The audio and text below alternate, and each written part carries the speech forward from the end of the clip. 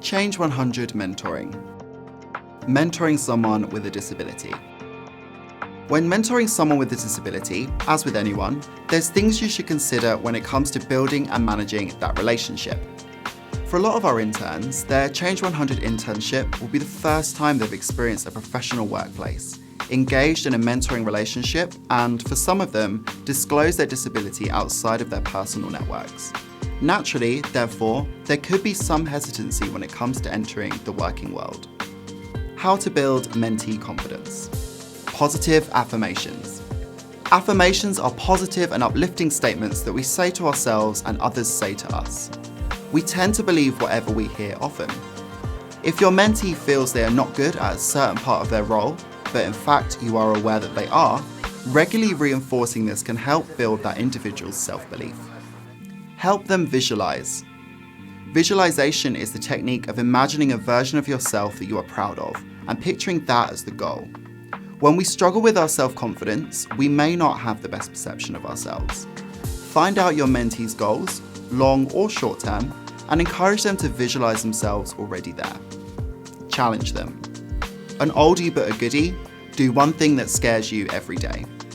Encourage your mentee to take steps outside of their comfort zone. That could be speaking with a senior member of the organisation, or even heading to a new cafe for lunch. By making ourselves do new things, we slowly learn that we are capable of more than we think. Set them up to win. Set realistic, achievable aims. We feel most accomplished in a role when we are achieving what we set out to do. Understanding that success is possible can build your mentee's belief in themselves and what they can attain. But remember, it's good for your mentee to not hit goals all the time because it gives them the opportunity to develop. And last but not least, self-care is key. Self-confidence depends on good physical and mental health. Ambitious people tend to overwork and push themselves too hard, but it's difficult to feel good about yourself if you have low energy. Encourage your mentee to look after their well-being, particularly if you know they get tired or lethargic easily. During your conversations, your mentee may disclose their disability or health condition to you. Disclosing disability is an individual decision. You or anyone else in your workplace should not expect or make your mentee share their disability or health condition. You don't have to know or press for all the details, but asking someone about their support needs and having an appreciation of how someone is impacted at work will create a more supportive, inclusive environment. It is not your place to share this information. As a trusted point of guidance, you should keep this information private. Do's and don'ts.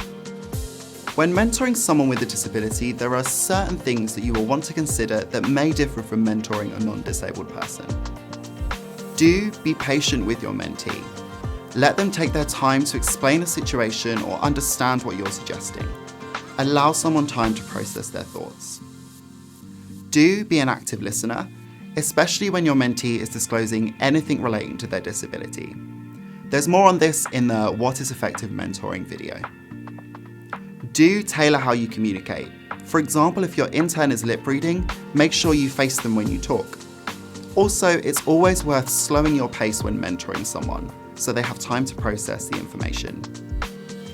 Do frame your language according to your intern's preference.